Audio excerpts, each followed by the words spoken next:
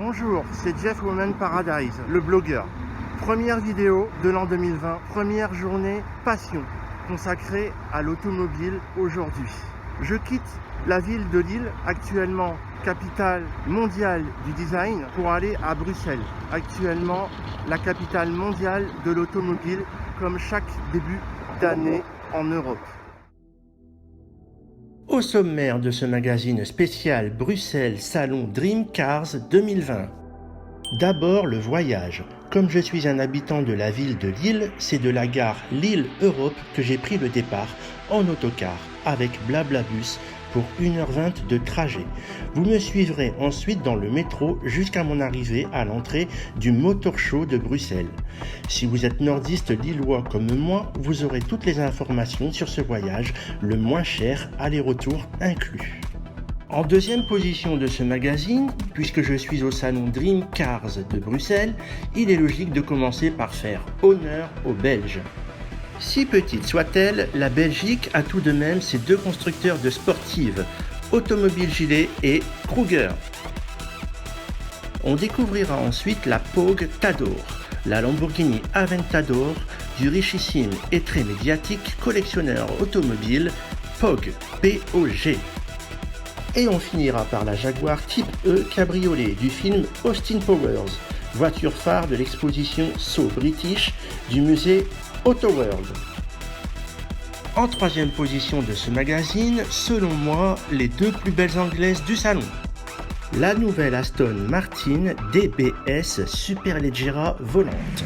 Non, elle ne vole pas, c'est juste le cabriolet le plus rapide de l'histoire de la marque Aston Martin.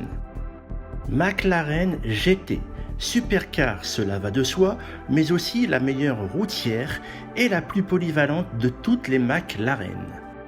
En numéro 4, nous aurons la supercar de Ford, constructeur automobile américain, la Ford GT, un bolide qui a les 24 heures du Mans et Daytona pour héritage, une version course adaptée à la route. En numéro 5 de ce magazine, on découvrira une voiture aux allures de berline avec ses 4 places. C'est néanmoins une supercar que les Japonais surnomment Godzilla, tant elle surpasse quasi toutes les autres supercars. En numéro 6, retour en 1997 avec la Mercedes CLK GTR, autre bolide qui a les 24 heures du Mans dans ses gènes, séquence nostalgie. En numéro 7 de ce magazine, les supercars italiennes. À commencer par la Ferrari F8, version Tributo. On verra ensuite la Touring Superleggera Sia di Persia. Pour finir avec la Lamborghini Huracan Evo Speeder. En numéro 8, on pourrait se croire dans les films Blade Runner ou dans le cinquième élément, mais la fiction a dépassé la réalité. Voici un objet roulant non identifié. Ce n'est pas une voiture, ce n'est pas un avion, ce sont les deux réunis. Le PALV Liberty, Pioneer Edition. En numéro 9 de ce magazine automobile, on finira avec les supercars françaises. On découvrira une nouvelle marque venue, Genti, avec sa supercar Aquilone.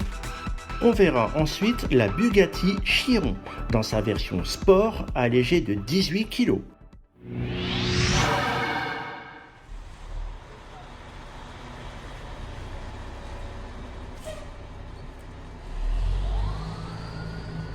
Je vais faire le voyage avec l'autocar qui est derrière moi et on se retrouve tout à l'heure à Bruxelles.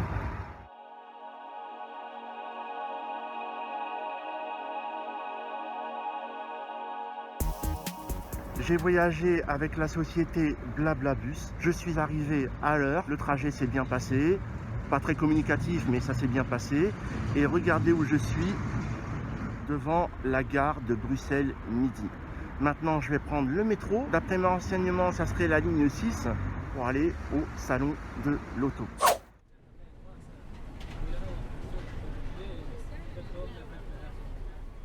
Après avoir parcouru plusieurs allées commerciales de la gare Bruxelles Midi, j'ai marché pendant un quart d'heure pour arriver ici, dans le métro. La gare est vraiment très grande. Il y a plusieurs allées, plusieurs étages, et là, je suis déjà au sous-sol. Donc, vous voyez derrière moi, je vais aller chercher mes tickets de métro. J'espère que ça coûtera pas trop cher. Voilà, je suis passé au guichet, comme je vous le disais tout à l'heure. J'ai demandé un aller-retour. Ça m'a coûté 4,20 € pour me déplacer de la gare de Bruxelles Midi jusque Bruxelles Expo. Donc, la station de métro s'appellerait Ezel. Voilà, je ne sais pas pour combien de temps j'en aurai, mais apparemment, c'est pas très loin. Et je suis déjà sur la bonne ligne de métro, donc c'est déjà ça.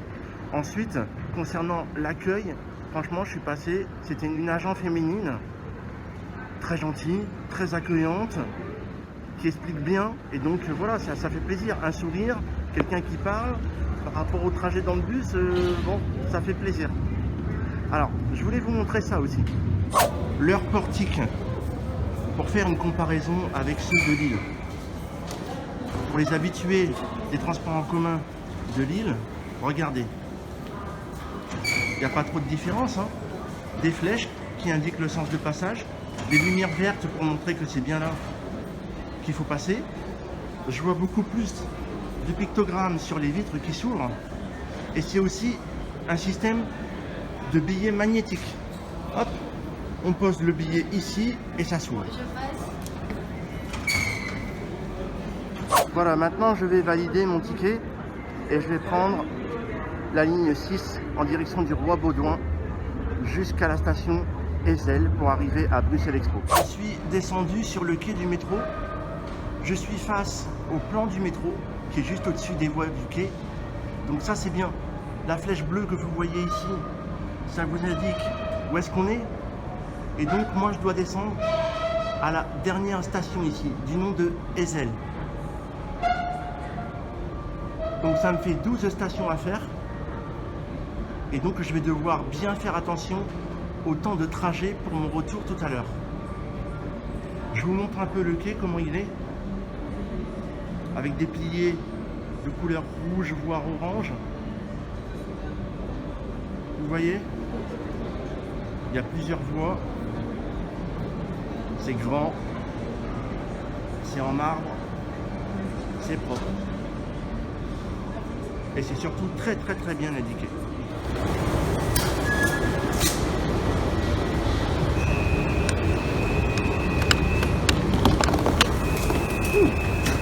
C'est dur. Je vous montre un peu l'intérieur du métro. On est sur une station aérienne. Je suis dans le parcours entre la gare du Midi et la station Ezel. Regardez le métro. Métro assez ancien, très bruyant. Par contre, il y a une technologie embarquée assez moderne. Je vous montre ça. Vous voyez derrière au plafond?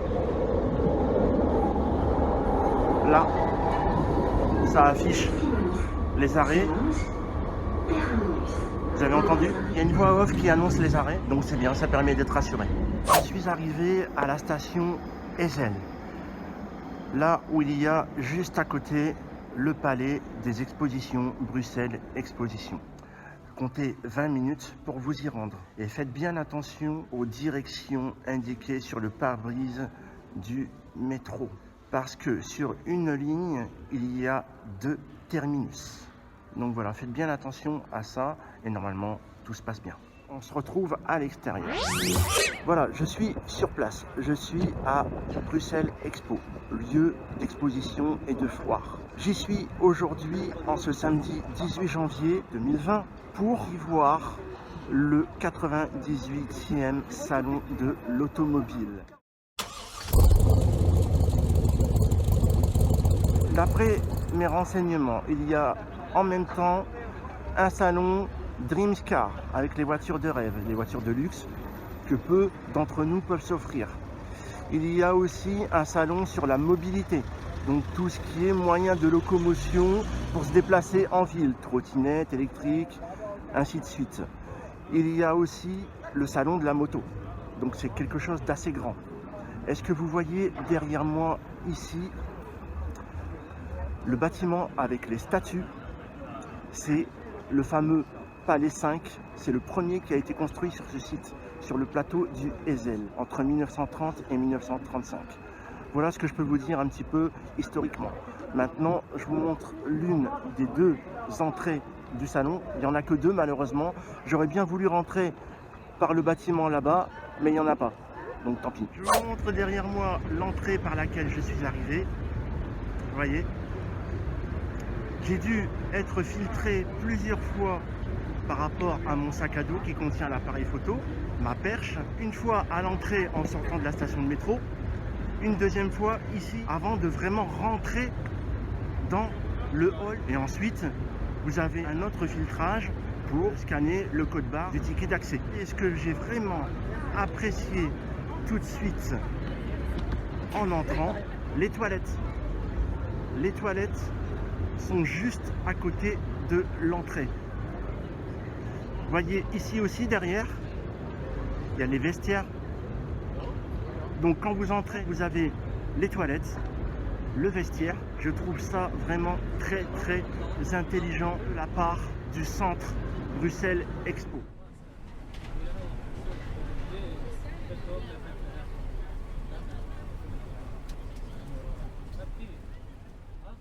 Vous pouvez liker ma vidéo de 2 manières, je n'aime pas ou j'aime.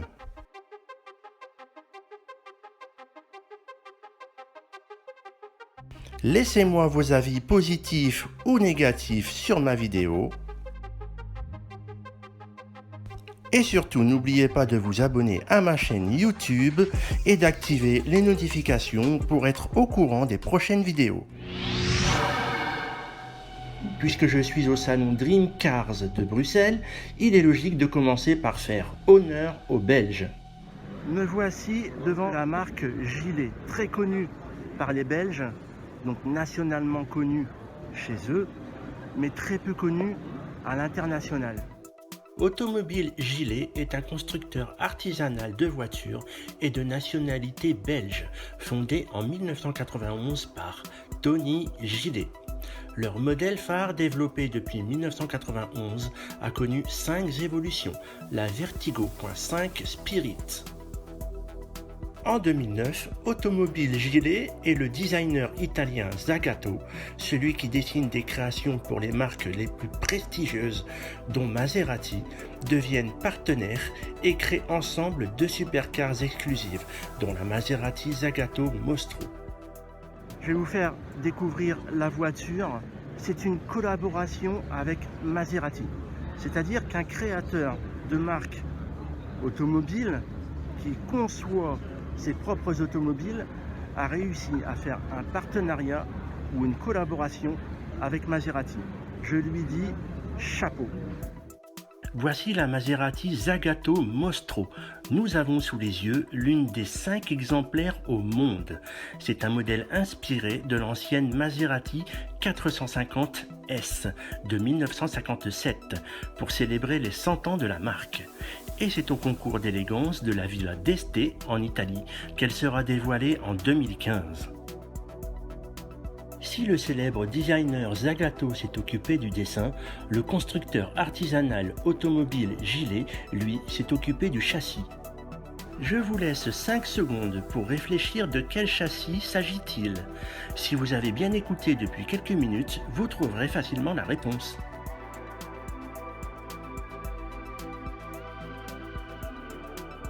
Il s'agit du châssis de la Vertigo.5 Spirit, la dernière évolution du modèle phare de la marque automobile Gilet. La carrosserie de la belle est en fibre de carbone, donc indestructible et garant de performance. Sur l'arrière de cette supercar, ce n'est pas la marque que l'on peut lire, mais le nom du modèle, Mostro, signification monstre en italien. En termes de motorisation, c'est le moteur à essence V8 32 soupapes originel de la Maserati Gran Turismo d'une puissance de 420 chevaux avec 6 vitesses semi-automatiques. Poids 1 tonne, prix à l'époque en 2015 1 million. Imaginez 1000 km au compteur depuis sa sortie d'usine en 2015 jusqu'à aujourd'hui en février 2020. Autant dire qu'elle est neuve. Elle est d'ailleurs mise en vente aux enchères dans le cadre de l'événement Les grandes marques du monde au Grand Palais de Paris en ce mois de février 2020 pour un prix de base entre 600 et 900 000 euros. Cette Maserati Zagato Mostro est chaussée par des pneus français de marque Michelin et le Z ici sous cette grille est la signature du designer Zagato. Je renouvelle mes félicitations au constructeur artisanal automobile Gilet pour sa participation à la conception de cette sublime supercar.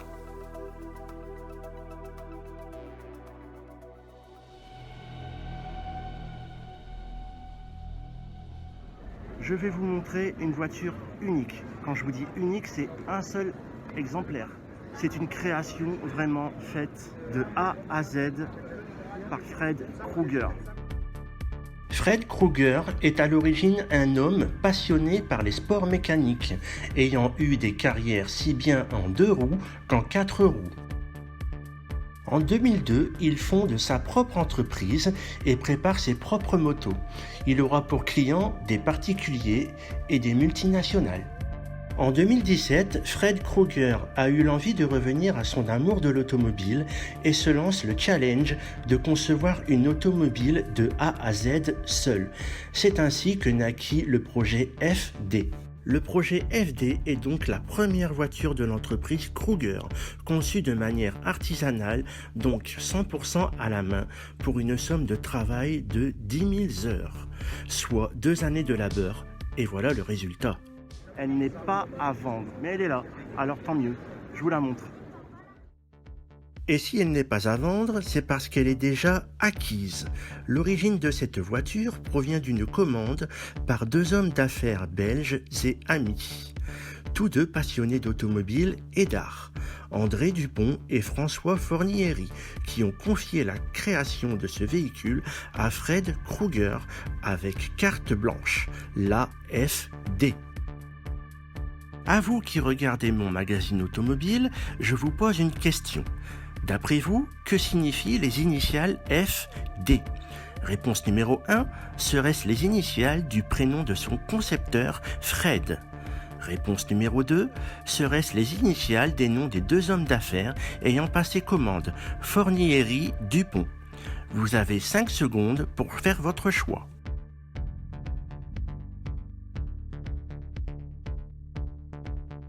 La bonne réponse est la numéro 2.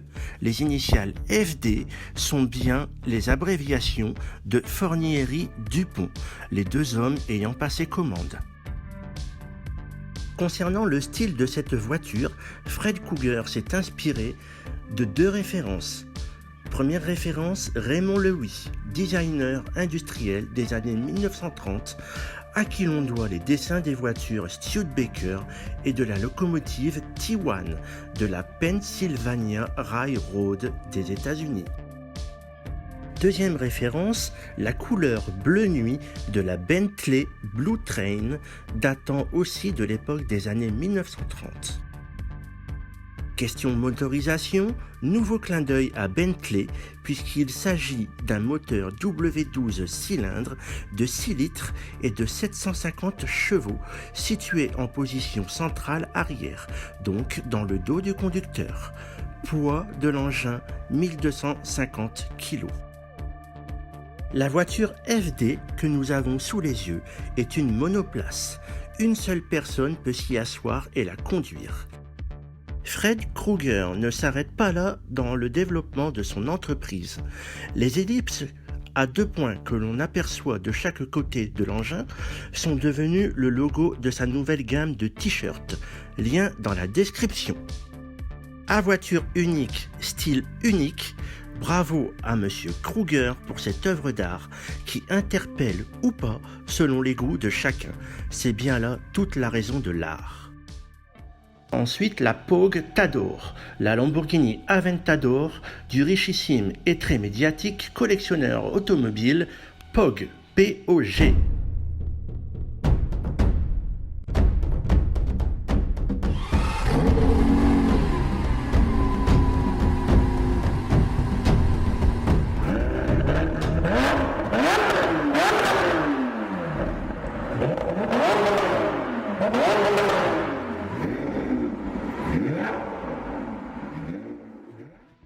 Mais qui est Pogue ?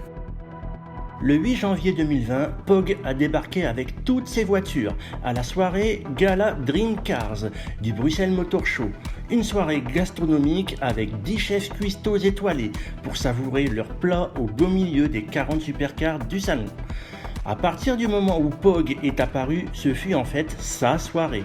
Il a fait le show avec les grands et les petits, il a présenté les supercars du salon et d'après les rumeurs, cette soirée était vraiment électrique.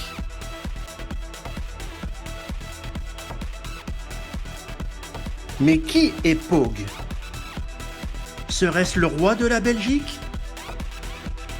Serait-ce un prince ? Serait-ce un ministre ? Serait-ce un émir ?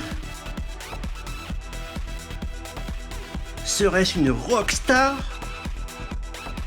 Serait-ce un gourou ? Serait-ce un sorcier ? Eh bien, contrairement aux apparences de ce cliché, non, rien de tout cela.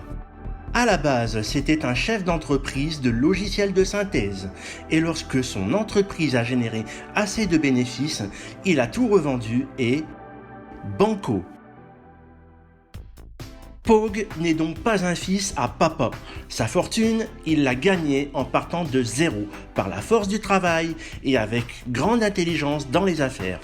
Bravo, Pogue, pour ce bel exemple que tu donnes comme leçon de vie à ceux qui souhaitent devenir riches. Hé, approchez votre oreille. Il paraît que sa fortune s'élève à plus de 500 millions d'euros.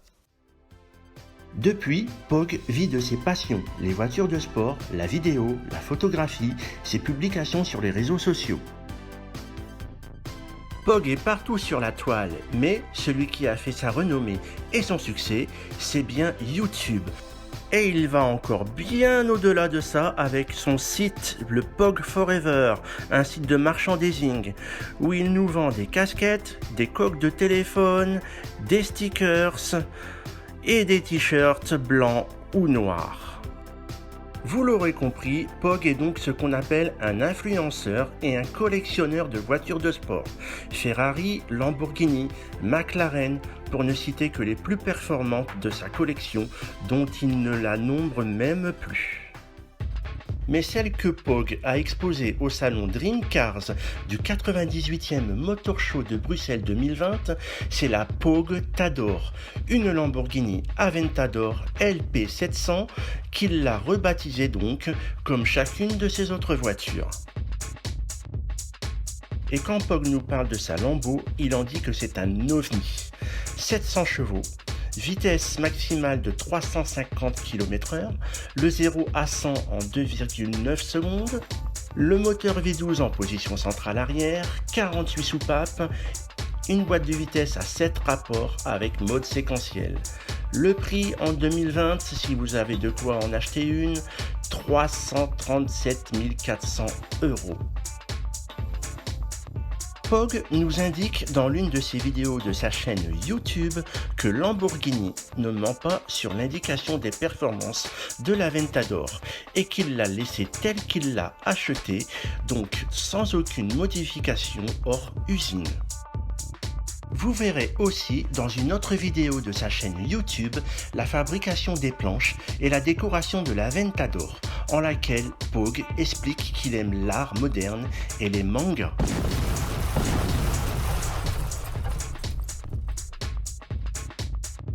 Et si la décoration de la Pog Tador n'est majoritairement pas au goût de tous, elle est au goût de son propriétaire et c'est bien là tout l'intérêt, même si à la base, il a laissé carte blanche à celui qui a planché sur les dessins.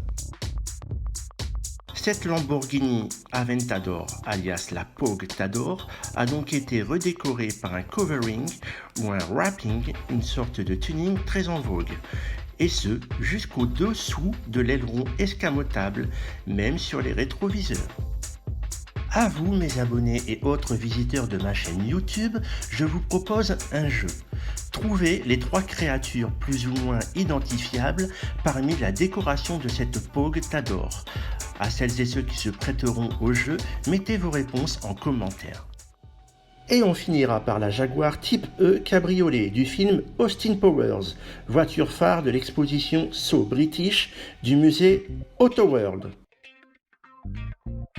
Et nous avons alors sous les yeux la fameuse Jaguar de l'agent secret britannique Austin Powers, voiture phare de l'exposition So British du musée automobile belge Autoworld de Bruxelles, faisant donc la promotion de leur exposition temporaire de mi-décembre 2019 à fin janvier 2020, consacrée aux automobiles et aux motos anglaises.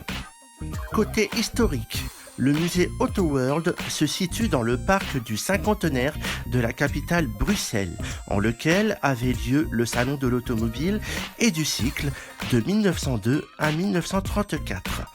Ce n'est qu'en 1984 que le musée privé Autoworld voit le jour au sein du palais Mundaneum du Grand Hall du cinquantenaire.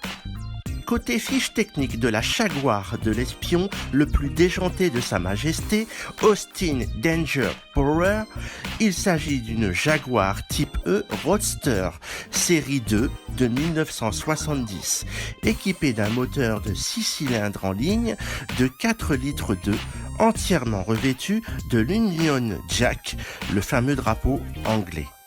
Et si d'apparence elle diffère ici esthétiquement de celle du film, c'est parce qu'il y a eu plusieurs exemplaires qui ont servi à tourner les 2 premiers opus de la saga Austin Powers, et aussi parce que l'une d'elles s'est retrouvée en vente aux enchères, donc a changé plusieurs fois de propriétaire, lien dans la description. Vous pouvez liker ma vidéo de 2 manières, je n'aime pas ou j'aime.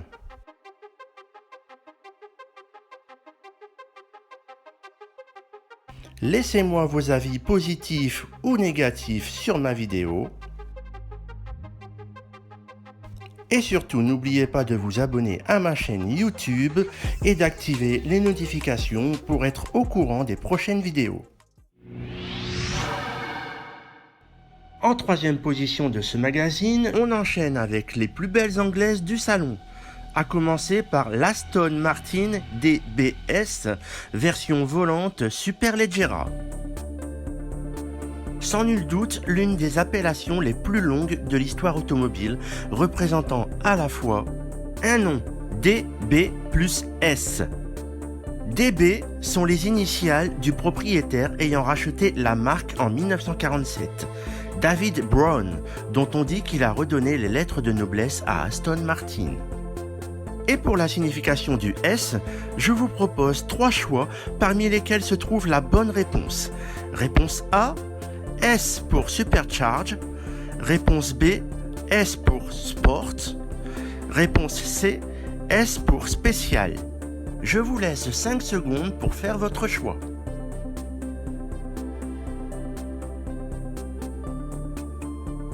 La bonne réponse est la B, S pour Sport. Donc, le nom de cette voiture en toutes lettres est la David Brown Sport. D'après vous, qu'est-ce qui sonne le mieux comme nom? Aston Martin David Brown Sport? Aston Martin DBS? Mettez cette vidéo sur pause et laissez-moi vos avis en commentaire. Ensuite, on a une version volante. Chez Aston Martin, cette nomination supplémentaire indique que le modèle peut être sans toit, ici en l'occurrence cabriolet. Et pour finir, une collaboration, Superleggera. C'est le nom d'un carrossier designer italien depuis 1926, plus connu aujourd'hui en tant que Touring Superleggera. Aston Martin a donc confié son modèle DBS volante à ce carrossier qui l'a restylé esthétiquement et tuné question motorisation. L'Aston Martin DBS volante Superleggera est ainsi le cabriolet le plus rapide de l'histoire de ce constructeur automobile en l'an 2020. Le moteur, il s'agit d'un V12 cylindres biturbo à injection directe. Puissance, 725 chevaux. Boîte de vitesse, automatique à 8 rapports. Vitesse maximale, 340 km/h. Le 0 à 100 en 3 secondes 6. Transmission, arrière. Carburant, essence. Taille du réservoir, 80 litres pour une autonomie moyenne de 571 km. Prix du plein, 110,40 €. Poids, 1863 kg. Capote en toile de 8 couches de tissu avec 14 secondes seulement pour la replier, même en roulant jusqu'à 50 km/h. Son prix, 298 670 € sans option. Vous êtes toujours dans la séquence les plus belles anglaises du salon Dream Cars 2020 de Bruxelles et on enchaîne avec la McLaren GT, la plus polyvalente de toute la gamme de la marque. Le saviez-vous? McLaren est l'une des plus jeunes emblématiques marques de voitures sportives de l'histoire de l'automobile. McLaren Automotives est fondée par Ron Dennis en 1989, soit 31 ans que cette marque fait parler d'elle jusqu'à nos jours en 2020. Aujourd'hui, c'est le modèle McLaren GT que je vous présente. Pas de chiffres cette fois-ci, juste 2 initiales pour son appellation, GT qui signifie Grand Tourisme et qui place directement ce modèle comme la plus polyvalente de toute la gamme McLaren tout en restant une supercar. La McLaren GT est à présent le modèle le plus long et le plus haut de la marque pour plus de facilité d'usage à la ville et pour partir en week-end ou en vacances. Sa capacité d'embarquement, 4 ouvrants dont 2 portes en élytre.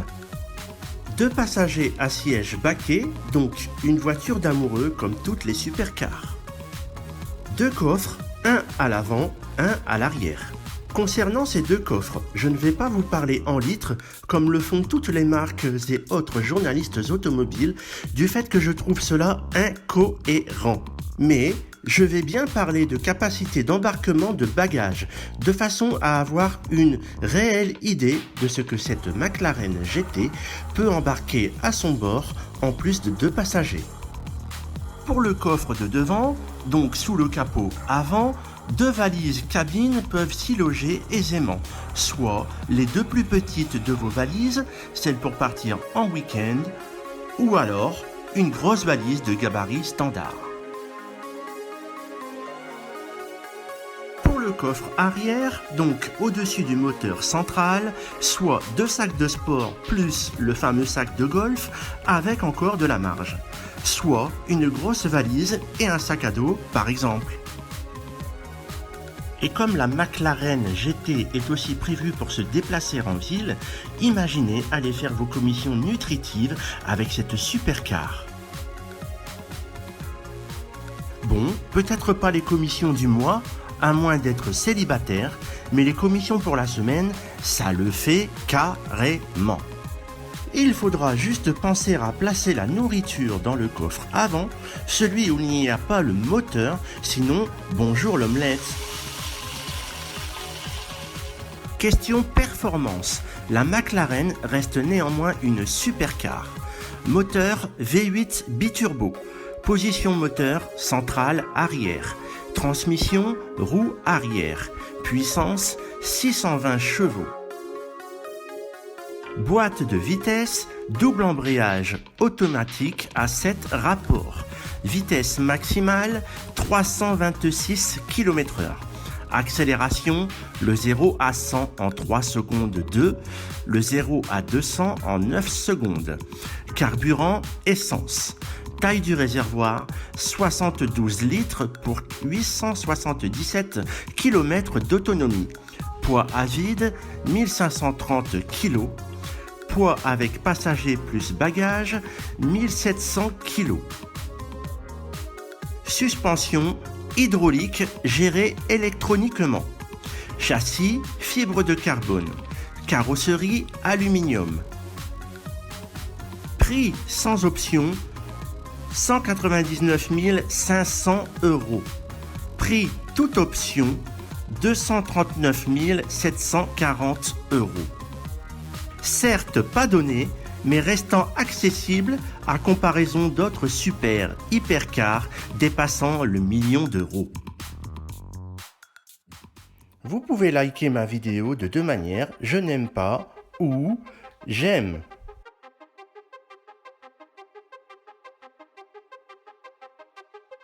Laissez-moi vos avis positifs ou négatifs sur ma vidéo.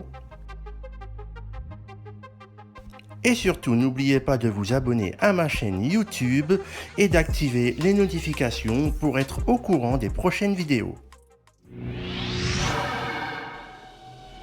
Place à une voiture originaire des États-Unis avec les courses de Daytona et 24 heures du Mans dans ses gènes. Je vous présente maintenant la Ford GT, deuxième du nom.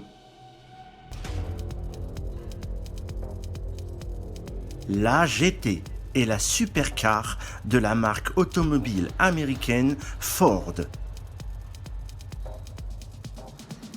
Ces 2 initiales GT, signifiant Grand Tourisme, sont sur les lèvres des amoureux et passionnés de belles carrosseries depuis 1965, suite à la GT40, victorieuse en course d'abord à Daytona, puis aux 24 heures du Mans, bataillant et gagnant contre Ferrari, ce qui a fait la légende de la Ford GT.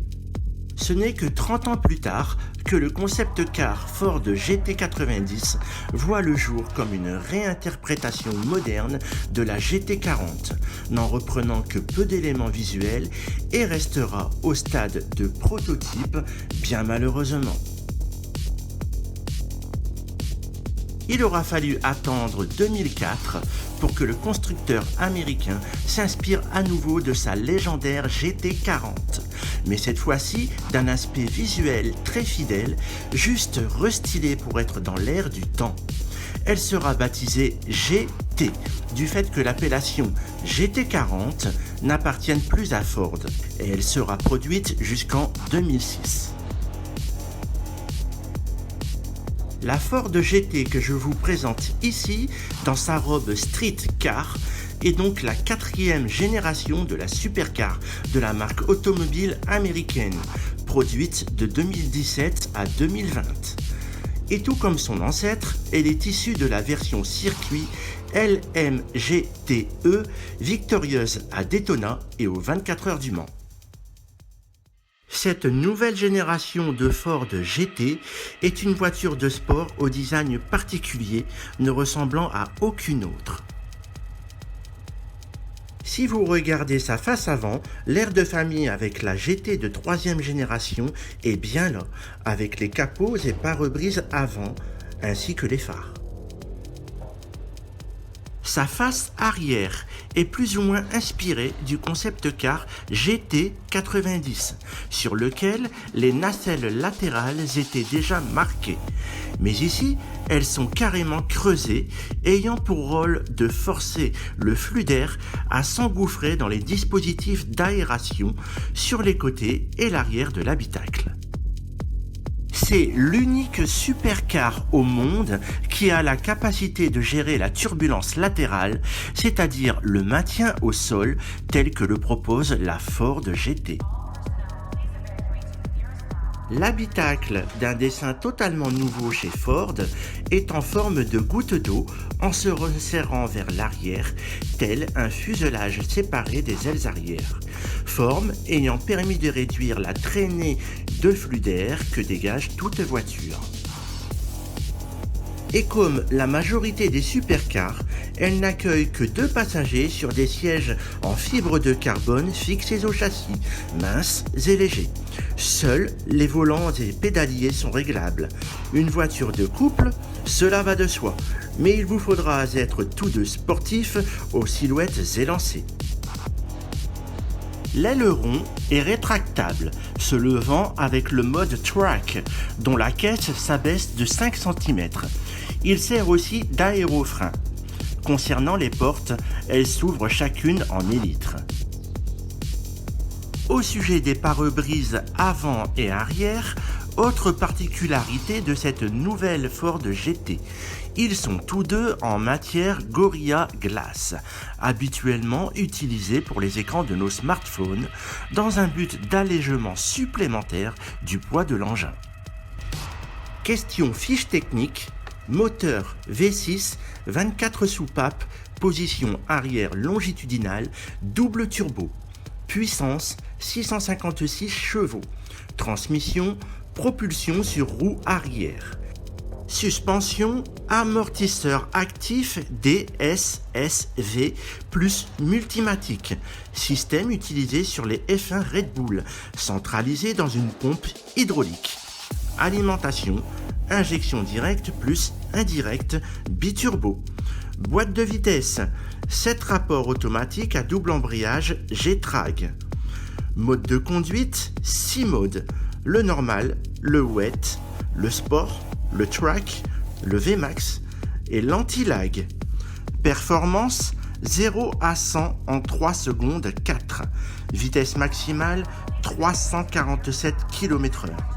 Taille du réservoir 57 litres. Carburant essence. Poids de la belle 1385 kg. Prix neuve 500 000 €. Prix d'occasion 1 300 000 €. En 5e position de mon magazine vidéo, je vous emmène au Japon pour y découvrir la supercar par excellence, la Nissan GT-R Nismo 2020. L'appellation GT-R provient de la longue lignée des Skyline depuis 1964, à travers l'histoire du constructeur automobile japonais Nissan. Et la Nissan GT-R telle qu'on la voit ici est la 6e génération. Bien qu'étant de cette lignée, elle emporte sans nul doute l'héritage, mais ne s'appelle plus Skyline, vu que ce n'est plus la déclinaison d'un modèle existant. Nissan est donc parti d'une feuille blanche, d'une remise en question et d'un nouveau design radical par rapport à son passé. Et si vous êtes toujours en train de visionner mon magazine automobile depuis le début, je vous en remercie d'avance, je vous y ai indiqué que la GT-R était surnommée Godzilla.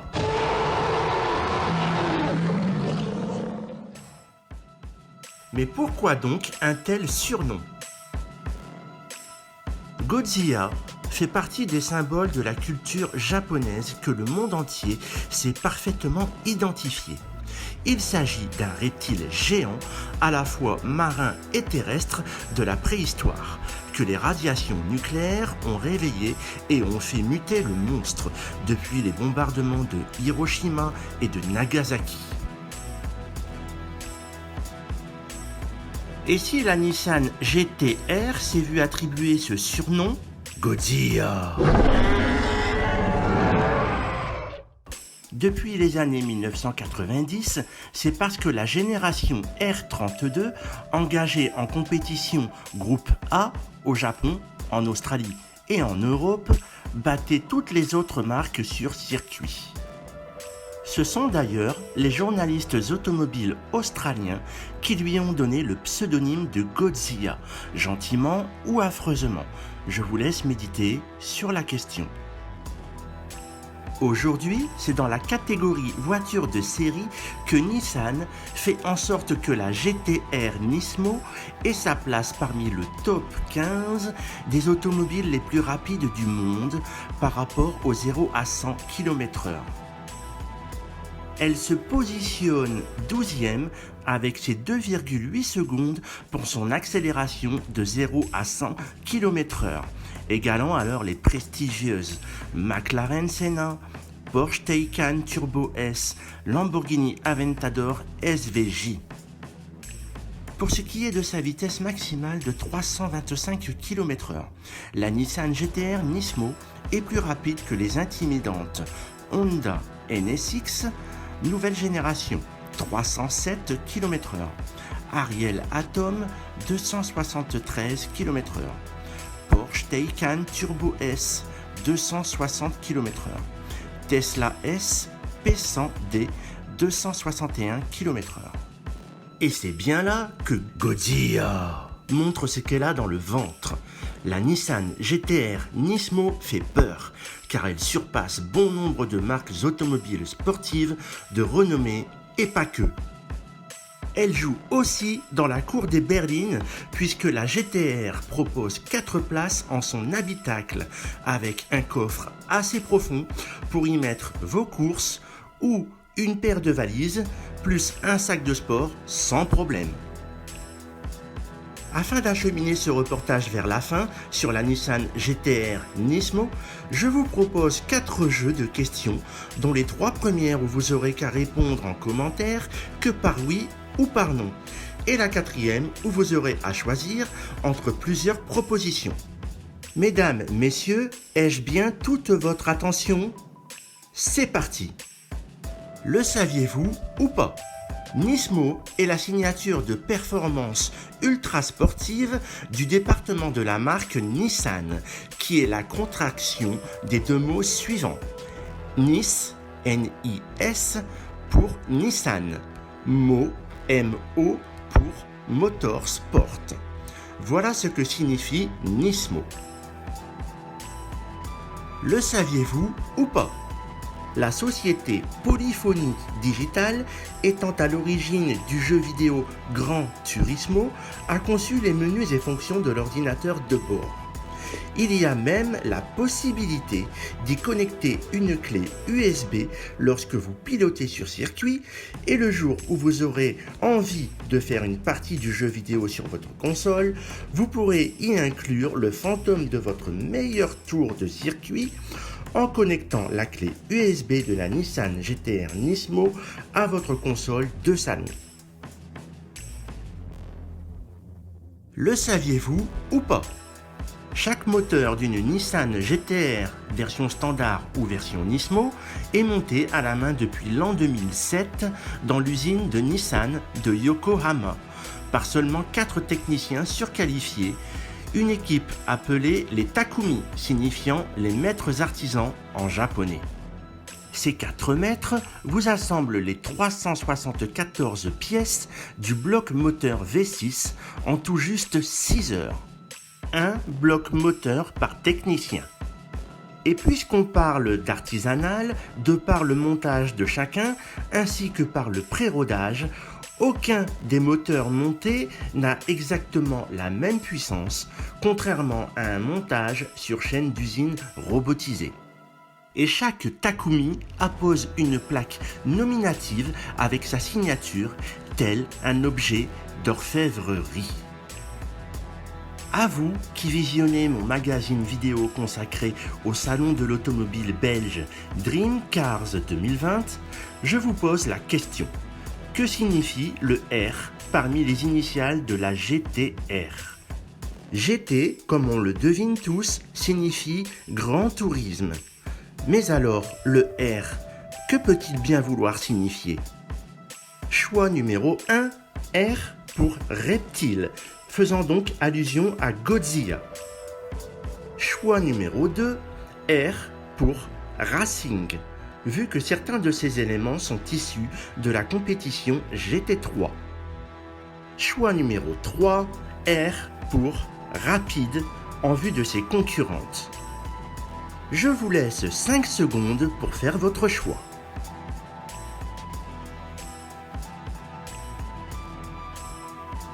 La bonne réponse est le choix numéro 2, R pour Racing.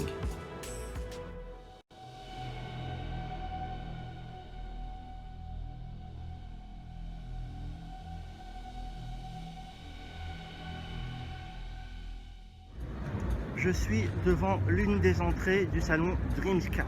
Je voulais vous montrer ce qu'il y a derrière moi. C'est un système très bien pensé. Vous voyez le code barre qui est là, vous le scannez. C'est un audio guide, pas besoin de casque à prendre à l'entrée. Vous scannez le code barre et à chaque voiture, vous pourrez avoir des vidéos uniques, exprès faites pour ce salon. Donc je trouve que c'est un système très bien pensé. Je vais vous filmer ça de près. Voilà l'audio guide, le code barre et regardez ce qui est marqué là. Découvrez gratuitement les secrets derrière les Dream Cars du Palais 1 grâce au guide tour. Scannez le code avec l'appareil photo de votre smartphone et vous pourrez voir toutes les vidéos, toute l'historique de la voiture. C'est bien pensé, hein? Voilà, et en plusieurs langues. En numéro 6 de mon magazine vidéo consacré au salon Dream Cars du Motor Show de Bruxelles 2020, séquence nostalgie avec la Mercedes CLK GTR coupé.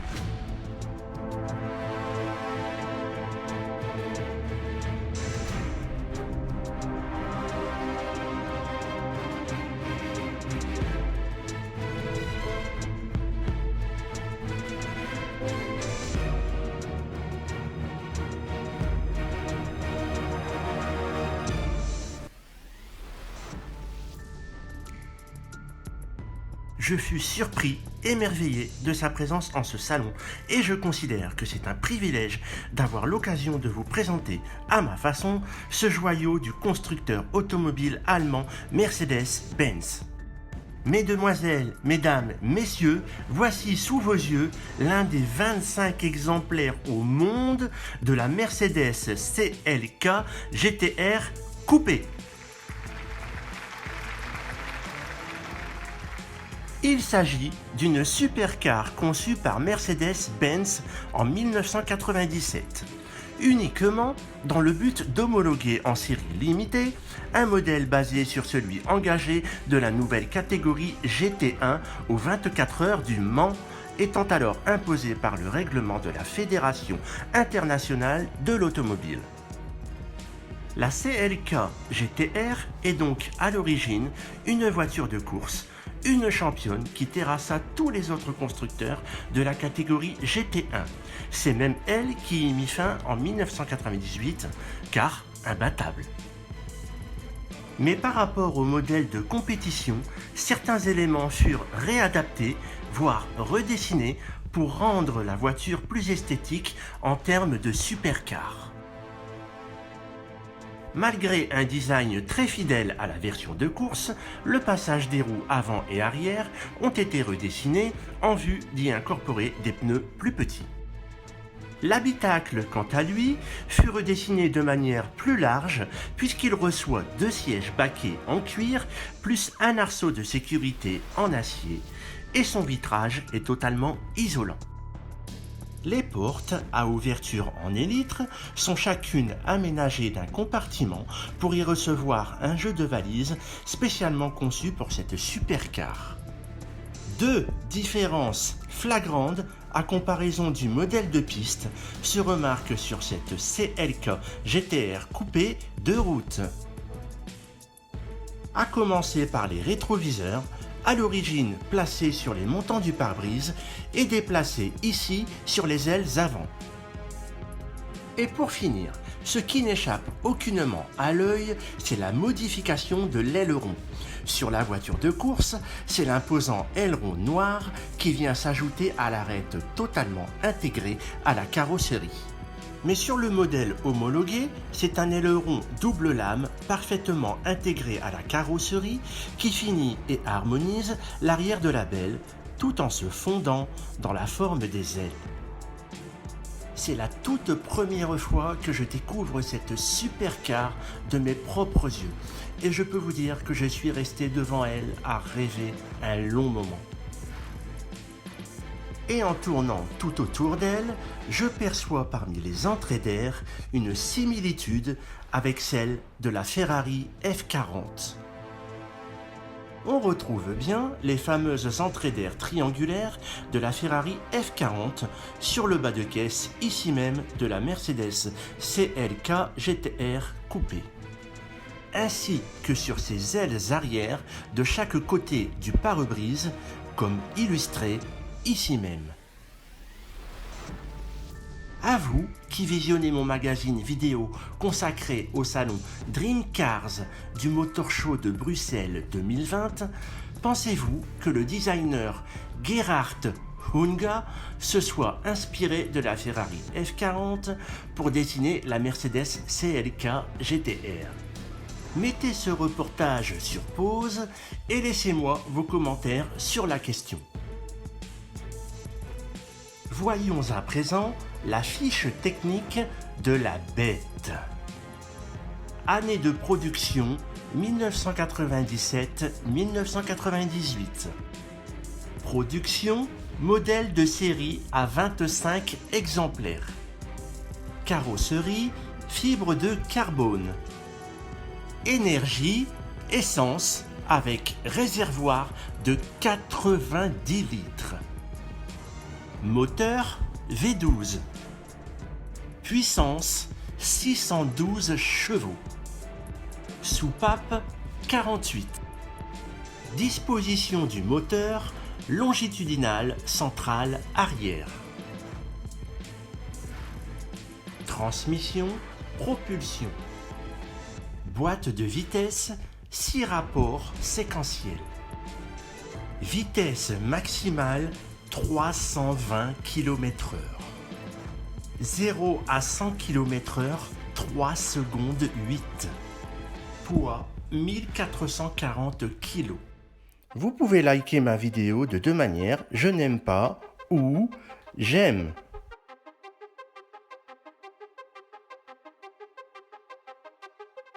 Laissez-moi vos avis positifs ou négatifs sur ma vidéo.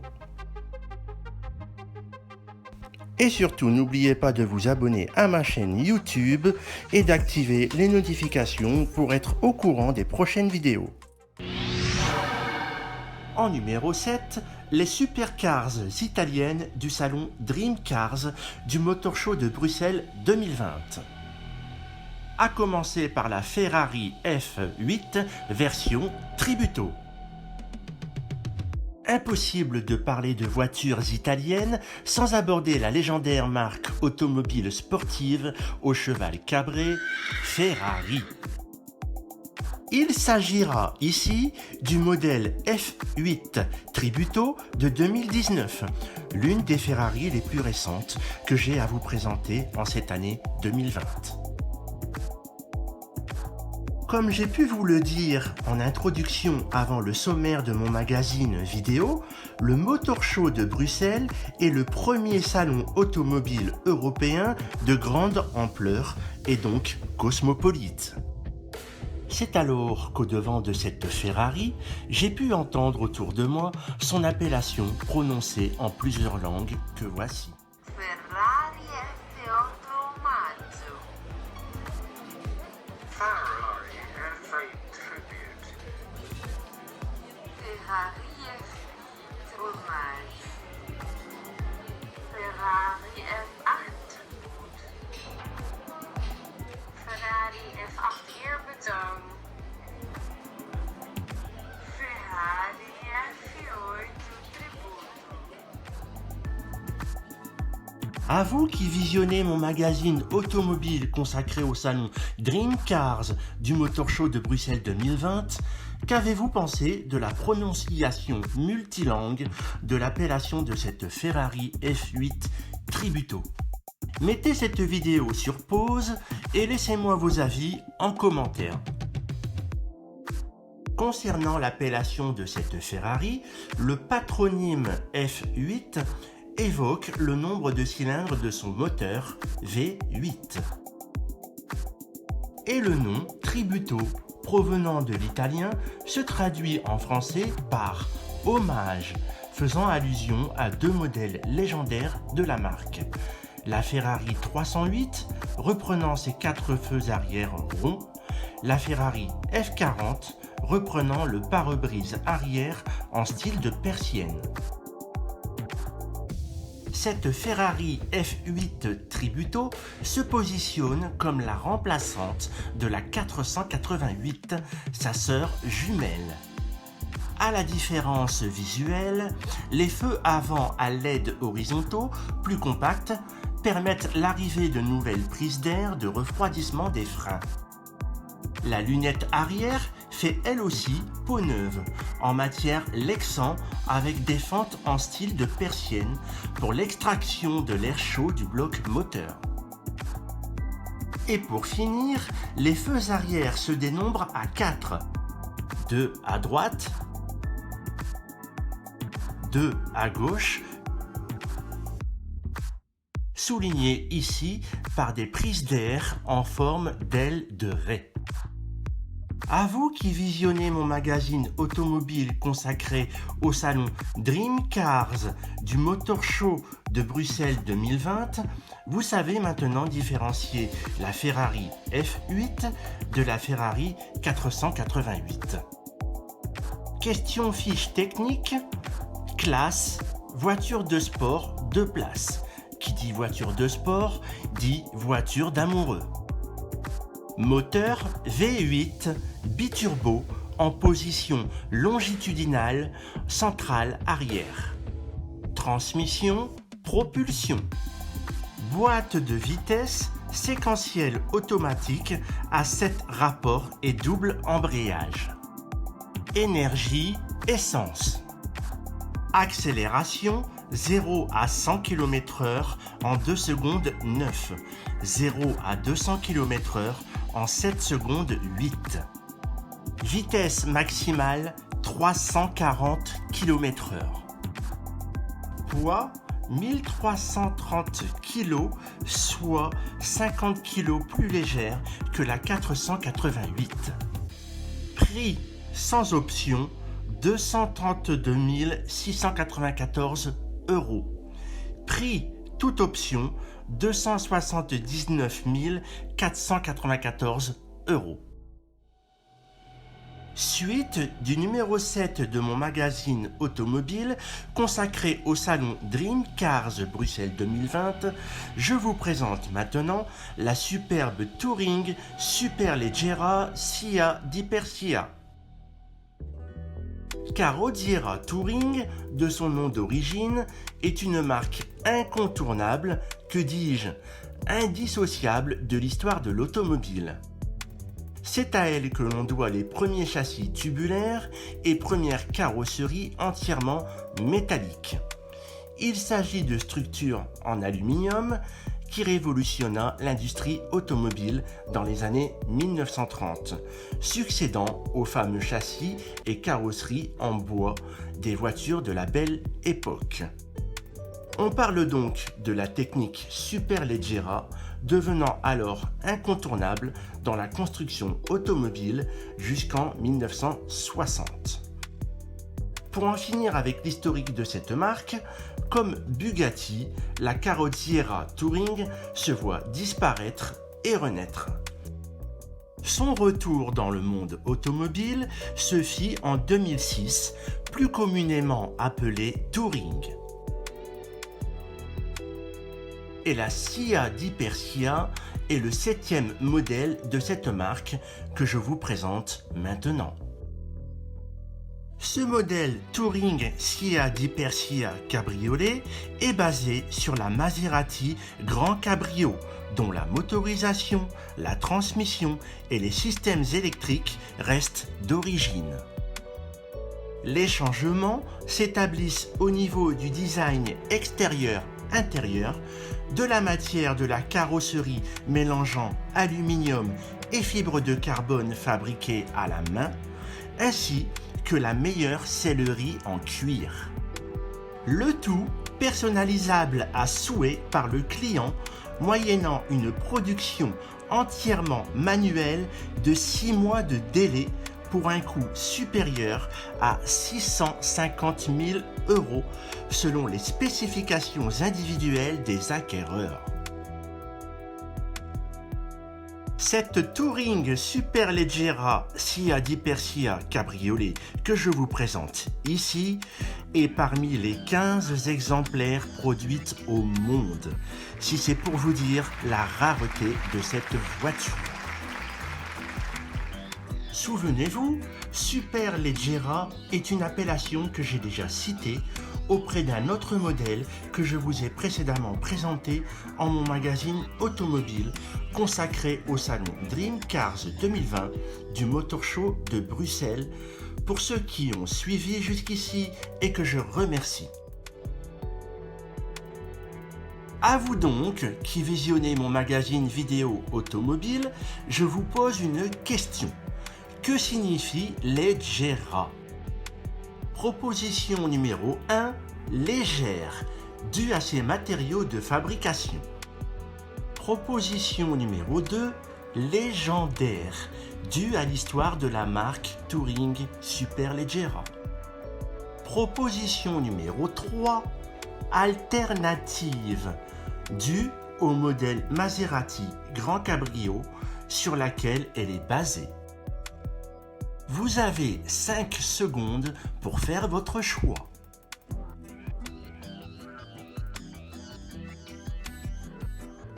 La bonne réponse est la proposition numéro 1, légère, car leggera en italien signifie bien légère. Vous avez donc compris que Superleggera se traduisait de l'italien en français par super légère. Mais au fait, SIA di Persia, que cela peut-il bien vouloir représenter ? Ce nom est en effet représentatif d'un hommage à un ancien modèle de la marque Touring Superleggera commandé par le souverain d'Iran en 1958. Il s'agit de la Maserati 500 000 GT. Je vous propose maintenant de découvrir la fiche technique de cette Touring SIA di Persia Cabrio.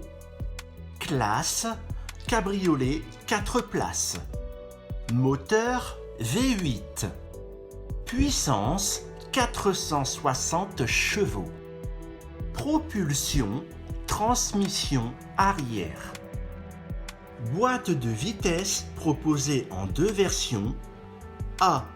Boîte manuelle à 6 rapports avec sélection de palettes sur le volant. B. Boîte automatique à 6 rapports avec convertisseur de couple. Vitesse maximale 288 km/h. Accélération 0 à 100 km/h en 5 secondes. Carburant essence. Taille du réservoir 75 litres. Poids 1880 kg. Prix de base 650 000 €. Suite et fin de ce point numéro 7, les supercars italiennes du salon Dream Cars Bruxelles 2020 avec une autre marque de légende, Lamborghini et sa Huracan Evo Speeder. Regardez où je suis. Je suis auprès de la dernière Lamborghini, la toute nouvelle Huracan version Evo Speeder.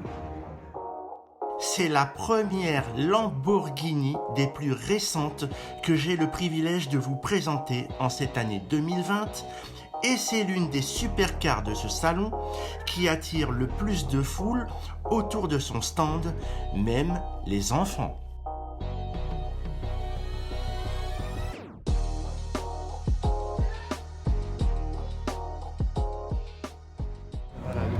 Qui s'amuse au volant de la Lamborghini. Un Lamborghini Lover. Est-ce que plus tard il y en aura une? Est-ce que quand il y aura 30 ans, il y en aura une dans son garage? Voilà. Allez, pour l'instant, c'est du rêve. On essaie d'approcher la face avant. Je vous promets rien, il y a beaucoup de monde autour.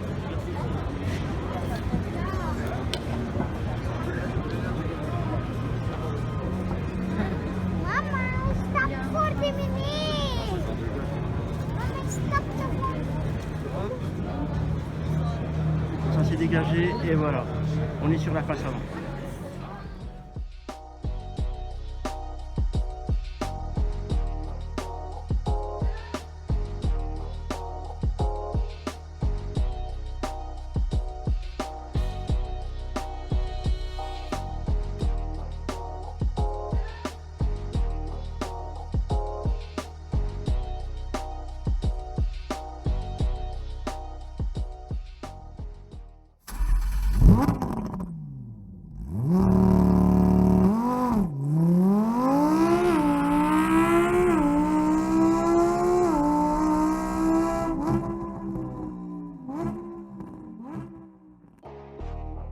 Je cite, « La Huracan Evo Speeder a été conçue pour décupler le frisson de la conduite. Couleur, odeur et son fusionnent avec un design séduisant, des lignes aérodynamiques fuselées qui fendent l'air. » C'est ce qui est indiqué en introduction de la présentation de cette Huracan Evo Speeder sur le site lamborghini.com. Alors, en ce qui concerne le frisson de la conduite, moi qui n'ai pas encore le permis, je ne peux donc pas me prononcer là-dessus, mais je vous invite à vous reporter sur des essais de magazines automobiles que vous trouverez en lien dans la description de ma vidéo. Pour ce qui est de la couleur, cette Lambo Huracan Evo Speeder qu'on a sous les yeux est ici dans une robe bleu nuit. Un coloris très en vogue, particulièrement en ce salon Dream Cars 2020 du Motor Show de Bruxelles, car il s'agit déjà du 4e modèle de cette teinte que je vous y présente pour ceux qui ont suivi jusqu'ici. Et pour les autres, ne regardant que cette séquence, je vous renvoie donc au sommaire pour les découvrir.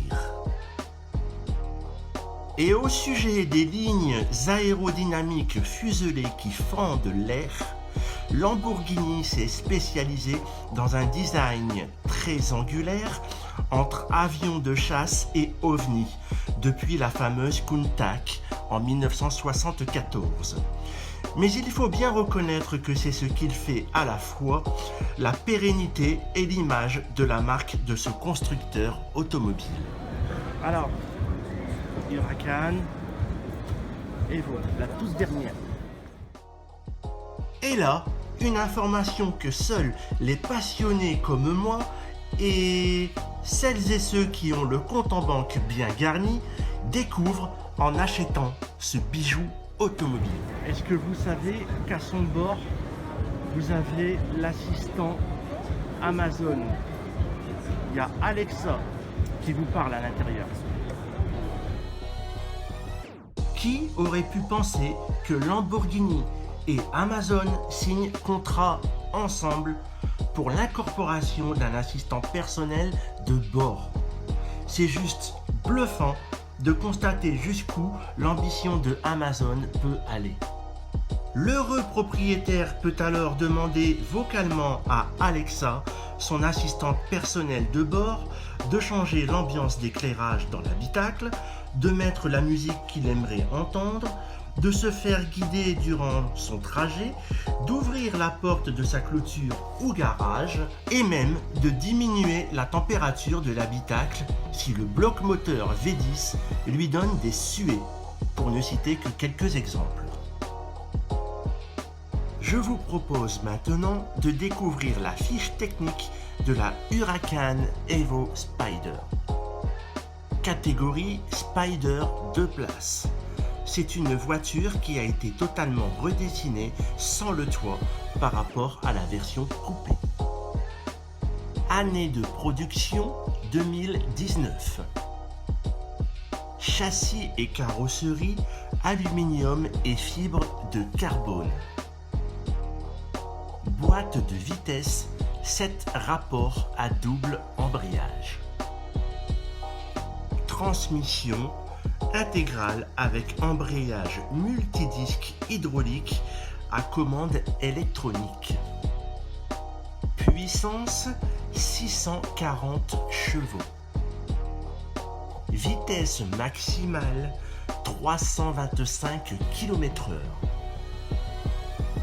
Accélération 0 à 100 en 3 secondes 1. Taille du réservoir 80 litres. Poids 1542 kg. Rétroviseurs latéraux chauffants, réglables et rabattables électriquement. Airbag conducteur plus passager avant, côté et genoux.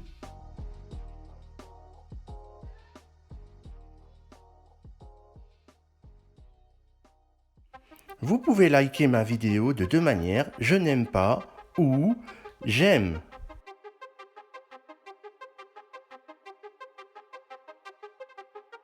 Laissez-moi vos avis positifs ou négatifs sur ma vidéo. Et surtout, n'oubliez pas de vous abonner à ma chaîne YouTube et d'activer les notifications pour être au courant des prochaines vidéos. En position numéro 8 de mon magazine vidéo spécial Salon Dream Cars 2020 du Motor Show de Bruxelles, découvrons ensemble le Palvé Liberty Pioneer Edition.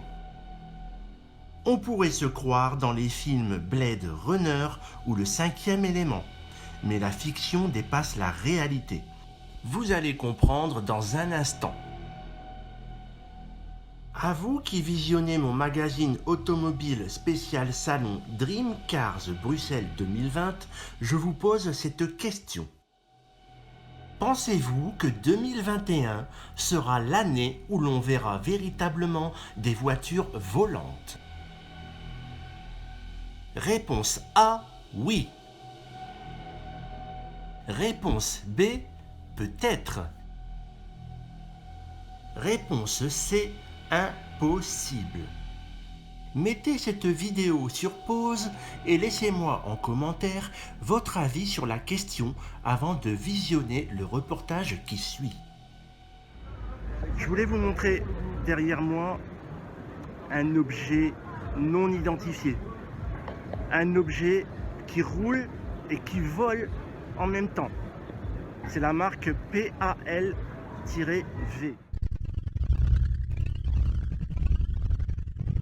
Je ne sais pas si je prononce bien, mais regardez ce qu'on va découvrir ensemble.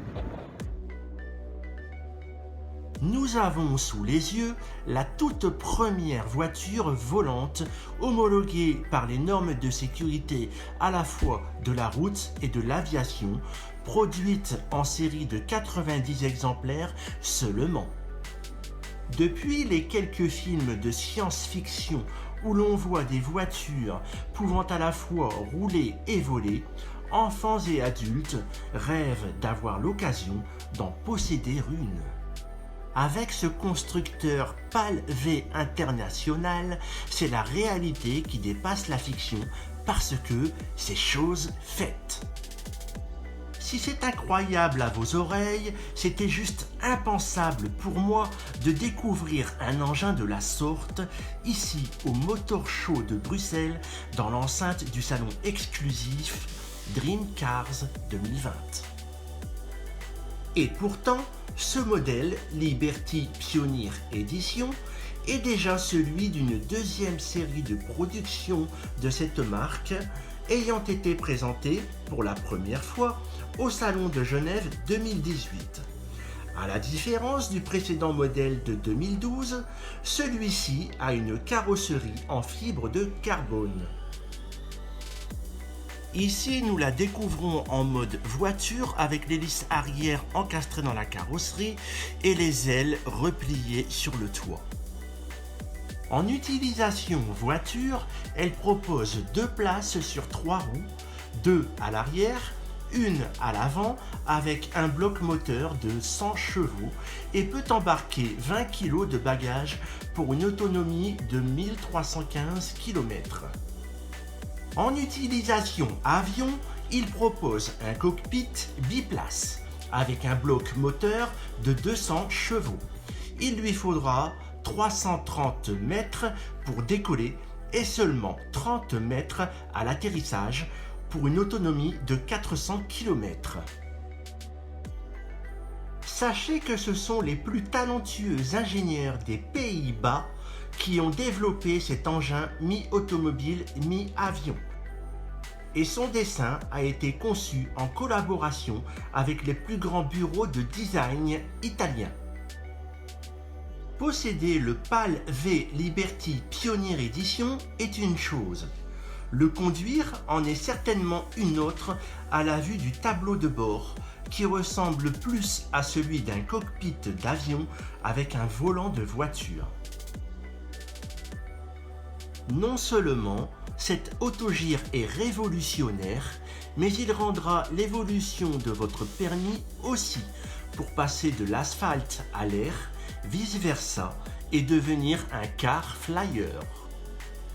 Après l'achat de ce bimoteur, le constructeur vous intégrera dans l'académie PAL V Fly Drive pour vous aider à obtenir votre licence de vol, soit une formation de 30 à 40 heures dans les airs. Voyons maintenant la fiche technique de l'engin. Catégorie autogire, mi-voiture, mi-avion. Motorisation bimoteur. Puissance moteur routier 100 chevaux. Accélération 0 à 100 km/h en 9 secondes. Vitesse maximale 160 km/h. Autonomie 1315 km. Puissance moteur avion 200 chevaux. Vitesse maximale 180 km/h. Autonomie 400 km. Distance de décollage 330 mètres. Distance de roulement à l'atterrissage 30 mètres. Capacité d'embarquement 2 personnes. Poids à vide 664 kg. Type de carburant samplon 95, 98 et E10. Taille du réservoir 100 litres. Prix 300 000 €.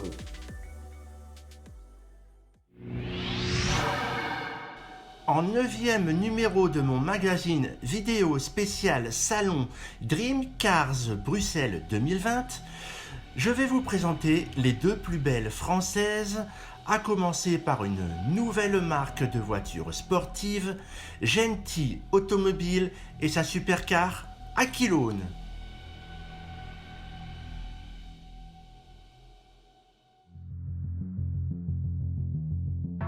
Une autre surprise et découverte pour moi, peut-être pour vous aussi, qui visionnez cette séquence.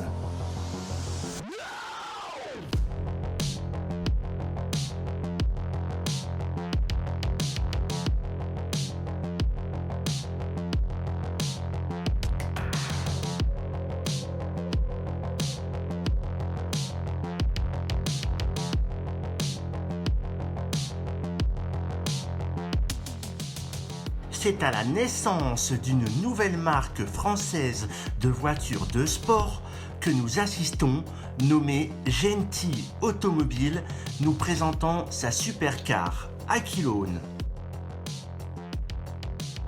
C'est d'autant plus remarquable lorsque l'on sait que son fondateur et développeur, Frédéric Genty, est parti de zéro avec juste une idée, un croquis, une ambition qui se pose en digne héritière des valeurs de l'artisanat automobile de sport et de prestige à la française.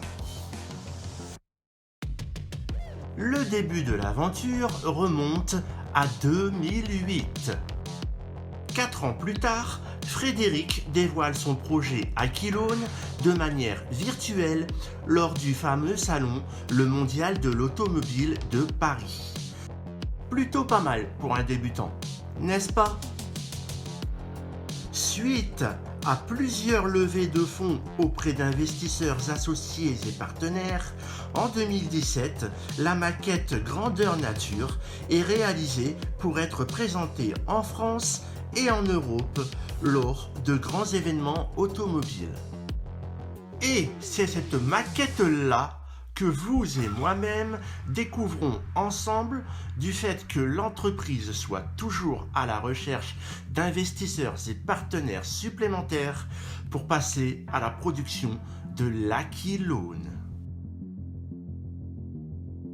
Mais en tournant autour de ce futur bolide destiné à recevoir un V8 biturbo de 1200 chevaux, j'entends dire que le prototype motorisé existerait bel et bien. Peut-être aurais-je croisé des investisseurs sans même le savoir? Le mystère reste total. À vous qui visionnez cette séquence au sujet de l'Aquilone by Genty Automobile, je vous pose cette question. Si vous aviez des économies, les investiriez-vous dans proposition A, dans une marque automobile en devenir? Proposition B, dans une marque automobile de légende qui n'a pas connu de crise? Proposition C, dans aucune marque automobile. Mettez cette vidéo sur pause et laissez-moi en commentaire votre réponse à cette question qui demande réflexion. La production de la Genty Aquilone est prévue en une série limitée de seulement 15 exemplaires en version coupée, comme celle que je vous présente depuis le début de cette séquence, et 10 exemplaires en version roadster, c'est-à-dire sans toit. Comme à chacun, l'épidémie du coronavirus a certainement dû mettre le développement de cette supercar en stand-by. Mais c'est sans nul doute que l'on verra l'Aquilone être essayée en 2021 par mes confrères journalistes automobiles et la voir rouler sur nos routes aux mains d'heureux acquéreurs. Souhaitons bonne chance à Frédéric et à sa marque automobile. Je vous propose maintenant de découvrir la fiche technique de cette nouvelle supercar française Aquilone. Classe supercar 2 places. Moteur V10 à disposition centrale arrière suralimenté de 2 turbos. Puissance 1200 chevaux. Boîte de vitesse séquentielle à 7 rapports. Vitesse maximale 350 km/h. Accélération 0 à 100 km/h en 2 secondes 7.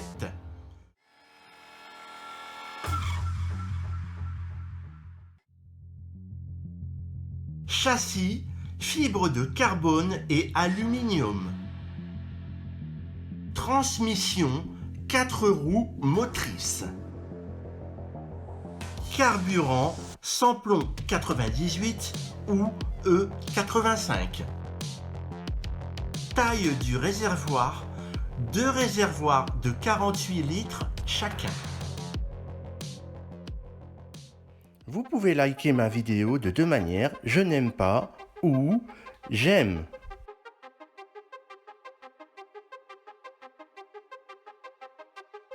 Laissez-moi vos avis positifs ou négatifs sur ma vidéo. Et surtout, n'oubliez pas de vous abonner à ma chaîne YouTube et d'activer les notifications pour être au courant des prochaines vidéos. Suite et fin de cette 9e séquence consacrée aux 2 plus belles supercars françaises du salon Dream Cars Bruxelles 2020 avec la reine des voitures de sport à la française, la Bugatti Chiron version sport, la plus chère de ce salon. Je suis maintenant devant une voiture française, une voiture de luxe. Tout le monde croit qu'elle est italienne, mais non, c'est bien français. J'ai le plaisir de vous présenter la Bugatti Chiron Sport. Il s'agit de la première variante de la Chiron sur les 5 existantes. La Chiron Sport est encore un modèle assez récent puisqu'elle date de 2018. 2 détails dont un mécanique différencie la Chiron Sport de la Chiron Standard et tout se passe à l'arrière de la voiture. Premier détail mécanique, les 4 ronds de sortie d'échappement à comparaison de 2 rectangulaires sur la Chiron Standard.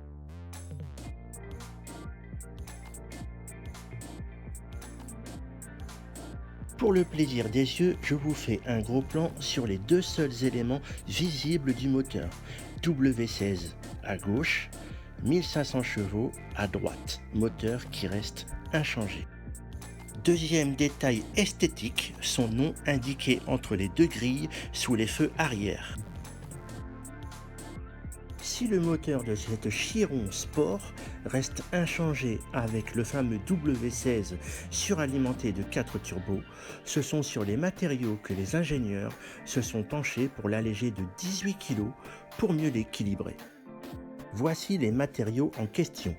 Les 4 jantes, l'essuie-glace, le cache refroidisseur d'air, la barre anti-roulis en fibre de carbone, ainsi que le pare-brise arrière ont permis l'allègement de 18 kg du bolide. En gros, c'est comme si vous allumiez votre console Xbox et que vous personnalisiez la Chiron dans le garage du jeu Forza Horizon, dans l'esprit plus légère, donc plus rapide. Sauf que là, on est bien dans la vie réelle. Même si la Chiron Sport se destine clairement à une jeune clientèle, on parle d'un achat de 3 millions hors taxes, neuve en 2020, indiqué sur la console numérique de ce stand. Et oui, on est high-tech à Bruxelles.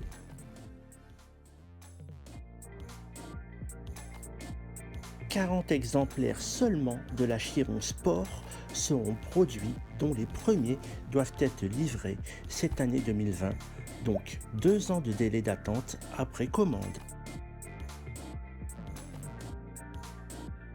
Ici, le modèle que propose ce stand Bugatti comporte 3 couleurs, blanc et noir, scindé par le C qui lui-même est en liseré orange.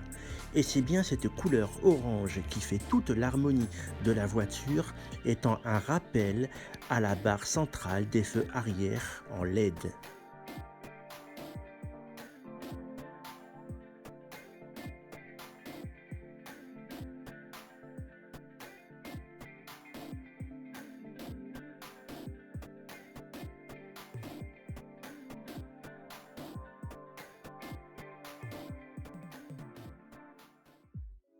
Cette Chiron fait partie d'une lignée de véhicules rendant hommage aux pilotes historiques de la marque au fer à cheval, ainsi qu'aux modèles emblématiques qui ont écrit la légende de Bugatti.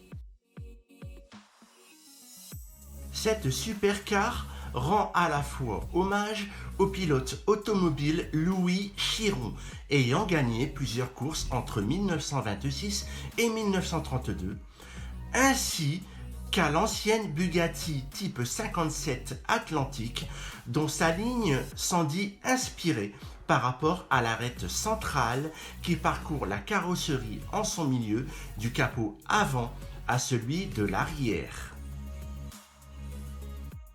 Même si toutes les Bugatti ont un design bien particulier, la Chiron s'identifie clairement par rapport à l'arc de cercle qui englobe les portières droites et gauches, censées représenter donc la lettre C du nom du pilote Chiron. Voyons maintenant la fiche technique de cette reine, la Bugatti Chiron version sport de 2018. Catégorie coupé sport 2 places.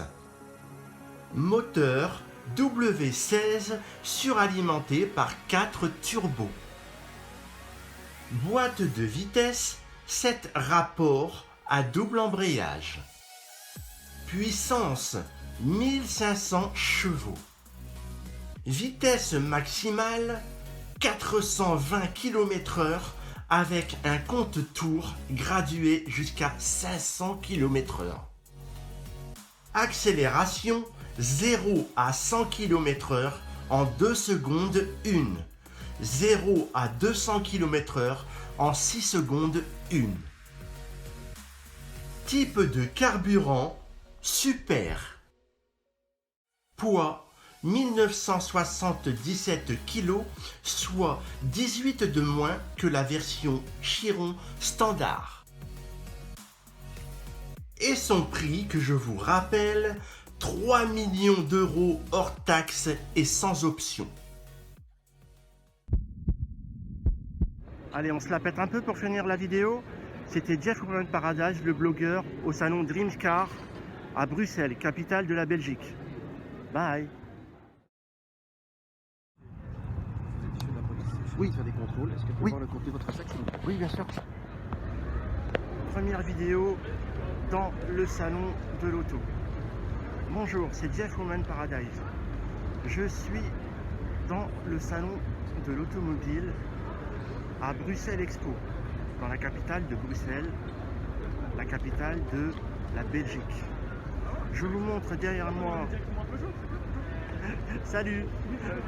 Donc, je vous montre l'entrée derrière moi et regardez ce que j'ai vraiment apprécié tout de suite en entrant, c'est-à-dire que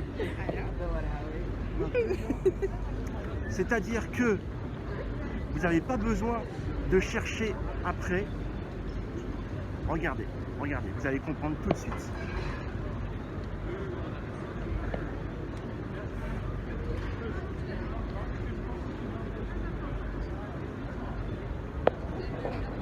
Ouais, j'arrive pas à vous le montrer.